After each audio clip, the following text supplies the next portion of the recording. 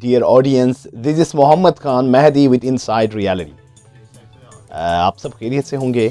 आज जो हमारे गुज़श्ता टॉपिक है काफ़ी एक हॉट सब्जेक्ट रहा है, जिस पे अक्रॉस द वर्ल्ड अब तक ये जंग और जो जुनून की जो कैफियत है ईस्टर्न यूरोप में यूक्रेन और रशिया के दरमियान जो महाज खुल गए हैं वो थमने का नाम नहीं ले रहा। रादर ये मज़ीद तक़वियत के साथ जंगी जुनून और साजो सामान काफ़ी हद तक दोनों बॉर्डर्स पे आप देख सकते हैं कि किस तरह से नेटो अलायंस यूक्रेन के फेवर में, अपने नेटो अलायंस के फेवर में आ गया है और पूरी यूरोप से वहाँ पर एक जंगी फौज, एलिट्स, ट्रूप्स, मिज़िल्स, गन्स, रॉकेट्स और वार आर्सेनल्स वहाँ पर भेजे जा रहे हैं। ये निहायत ही दुनिया के लिए एक पेचीदा सूरत हाल है और एक भयानक चीज़ है।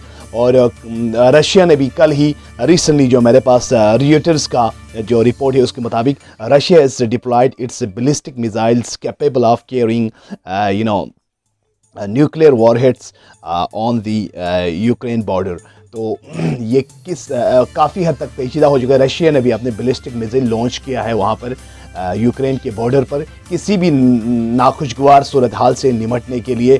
तो ये किसी भी वक्त रशिया यूक्रेन पे हमला कर सकता है। अगर खुदा न ख्वास्ता वहाँ पर कोई हमला हो जाते हैं तो वो सूरत हाल बिल्कुल यकसर तब्दील हो जाएगा। और मीडिया आउटलेट्स जो वेस्टर्न जो मीडिया है तमाम यहाँ पर, इसके साथ साथ जो BBC है, स्काई न्यूज़ है, र्यूटर्स से, उन तमाम की बयान, वो सारे रिपोर्ट्स मेरे पास मौजूद हैं। ये काफ़ी आने वाला जो अय्याम है वो काफ़ी कम्प्लेक्स नज़र आते हैं, टेंस नज़र आते हैं, क्योंकि दोनों साइड से पीछे हटने और निगोसिएशन और टेबल टॉक्स की बात नज़र नहीं आते, रादर रिजिडिटी और इगोइज़म शो कर रहे हैं। अमेरिका ने भी काफ़ी हद तक अपने रिजर्वेशन का इजहार किया है। वाइट हाउस का जो बयानिया था और पेंटागन दोनों ने एक क्लियर मैसेज दिया है रशिया को, अगर वो किसी किस्म की इंट्रूजन करते हैं तो वो डायरेक्ट रिस्पॉन्स देंगे। और बाइडन का कल कहना था कि यहाँ पर मेरे पास उसका रिपोर्ट है, बाइडन ने अपनी ट्रूप्स बता दिया है कि वो मुमकिना तौर पर अपने ट्रूप्स जो ऑलरेडी एग्जिस्ट करते हैं वहाँ पर यूक्रेन में, ईस्टर्न यूरोप में, उसको बढ़ा देंगे, उनको हरकत में लाएंगे। और अगर रशिया उन पे हमला करते हैं तो उनको मुंह तोड़ रिस्पॉन्स दिया जाएगा। तो ये रशिया की साइड से व्लादिमीर पुतिन जो उनका ऑथराइज्ड पावर है, उनका प्रेसिडेंट है, और उनका कहना है कि वो नेटो की जो अलायंस है और नेटो पावर है उसको मुदाखलत कभी भी चांस नहीं देंगे यूक्रेन में, ताकि वो आने वाले दौर में उनकी इन्फ्लुएंस से यूक्रेन को बचा के रखें। और एक मुमकिना जो थ्रेट है यूरोप की जानिब से वो समझते हैं नेटो को, क्योंकि हमेशा से नेटो के साथ रशिया का नहीं बना है। जब से रशिया की सोवियत यूनियन की डाउनफॉल हुई है, NATO as a counter power आए है रशिया के साथ, और हर महाज पर इन दोनों का एक अपोजिट स्कूल ऑफ थॉट नज़र आते हैं। नेटो, यहाँ पर मेरे पास डमस्कस पोस्ट का न्यूज़ है, NATO allies sends more ships and jets to enhance deterrence and defence to eastern Europe. NATO ने काफ़ी हद तक अपने फ़ौज को इकट्ठा किया है ताकि ईस्टर्न यूरोप भेजने के लिए, ताकि किसी भी नाखुशगवार सूरत हाल से निमटने के लिए। नाजरीन, मैं आपको जो रियलिटी है, ग्राउंड रियलिटी और ट्रूथ है, उसकी तरफ ले जाऊंगा। उससे पहले आपसे रिक्वेस्ट है कि आप हमारे चैनल को सब्सक्राइब कर लें, बेल आइकन पर क्लिक कर लें, ताकि आप किसी भी आने वाले जो न्यूज़ है और लम्हा बदलती न्यूज़ है उसके लिए हमारे साथ अपडेट रहें। अब मैं आपको ले जाऊंगा ग्राउंड रियलिटी की जानिब, और जो नेटो का जो रोल है और रशिया का क्या सीन रहा है। मैंने कल भी आपको इतनी वो सारे डिटेल्स आपको बता दिया कि रशिया और यूक्रेन का क्या है। रशिया ये समझता है कि Ukraine was a part of Soviet union and वहाँ पर रशियन स्पीकर काफ़ी मौजूद हैं। क्राइमिया हो, यूक्रेन हो, उसमें वो रशियन स्पीकर से और एक रेफरेंडम करवाया था जिसके तहत वो रशिया के फेवर में गया था, मगर मगरिब भी जो सपोर्ट था उन्होंने उसको उकसाया लोगों को, और वो रेफरेंडम को नल इन वाइड कराने पर उन्होंने इत्तेफाक किया। मगर अभी रिसेंटली रशिया को ये सस्पेक्ट था, ये उनको एक शक था कि आने वाले दिनों में यूक्रेन भी नेटो का पार्ट बनने जा रहा है। अगर हम सोवियत यूनियन की बात कर ले तो वो एक कई मेरे ख्याल से 16 स्टेट पर मुश्तमिल था, मगर with the passage of time, जब the downfall of the Russia Soviet Union, उनके तमाम स्टेट अपने ऑटोनॉमी का ऐलान करते गए और रशिया कुछ स्टेट के साथ रह गए। बाद में यूक्रेन वगैरह भी उसके स्टेट से डिटेच होकर चले गए। अब वो इसको किसी न किसी सूरत अपने पार्ट समझते हैं और जियोपॉलिटिकली, इकोनॉमिकली और दूसरे एथनिक जो इशू से उस हवाले से वो काफ़ी इंपॉर्टेंट के हामिल समझते हैं। और स्ट्रेटेजिक जो लोकेशन है उसका इस हवाले से भी काफ़ी रिजर्वेशन है रशिया का, और वो किसी भी तरह से पीछे हटने के लिए तैयार नहीं है। ये बिल्कुल और बहुत ख़तरनाक सूरत हाल में अब दाखिल हो चुके हैं।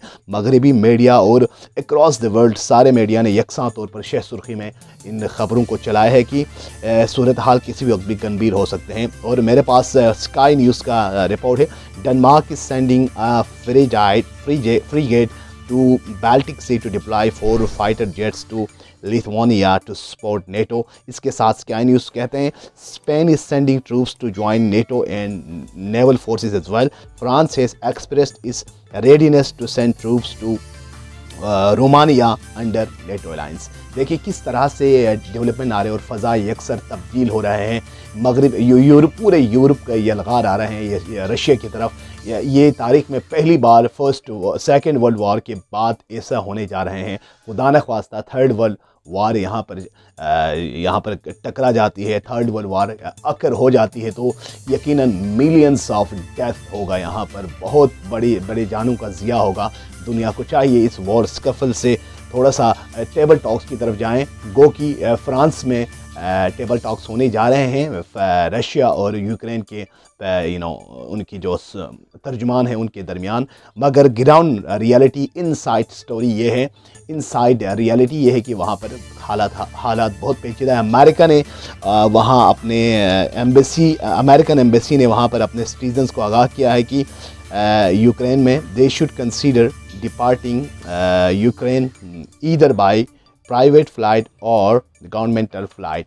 उन्होंने अपने शहरियों को तंबीह किया है कि वो किसी भी सूरत यूक्रेन से निकले, क्योंकि हालत जंग की जो सिचुएशन है वो जंग की तरफ काफ़ी हद तक ऑब्वियस नज़र आ रहे हैं। तो अपने शहरियों को इंतबाह भी जारी किया है। और यूएस ने ऑलरेडी अपने फ़ौज ट्रूप्स बढ़ाने के पर इत्तेफाक किया है और ये भी बताया है कि the attack on the ally will be considered attack on the whole alliance. NATO का ये मैनिफेस्टो है कि अगर उनके किसी भी एक जो रुकन मुल्क है उस पर हमला किया जाता है तो वो तमाम अपने जो अलायंस है नेटो उस पर हमला तस्वुर किया जाता है। और रशिया इसको काउंटर करने के लिए अब अगर आप सिचुएशन देखें तो लगभग 2.5 लाख के करीब फ़ौज वहाँ पर है। रशियन 100,000 ट्रूप्स और नेटो और दूसरे यूक्रेन के फ़ौज मिलाकर 1 लाख ट्रूप्स वहाँ पर ऑलरेडी है with latest missiles, war arsenals, warheads and military equipments and tanks. तो अगर इस 21st सेंचुरी में वार होते हैं तो हमें सोचने की ज़रूरत है कि न्यूक्लियर वॉरहेड के थ्रू अगर जंग होती है तो यकीनन ये पूरी दुनिया को अपने लपेट में ले सकती हैं। और specially for the Europe and Russia it's gonna be a great game. तो रशिया का जो आइडियोलॉजी है और अमेरिका का और वेस्ट का आइडियोलॉजी है वो काफ़ी अरसे से वो एक दूसरे के साथ तसादुम करते हैं, एक सोशलिस्ट डॉक्ट्रिन्स के साथ और दूसरे कैपिटलिस्ट डॉक्ट्रिन के साथ आपस में तसादुम का शिकार है।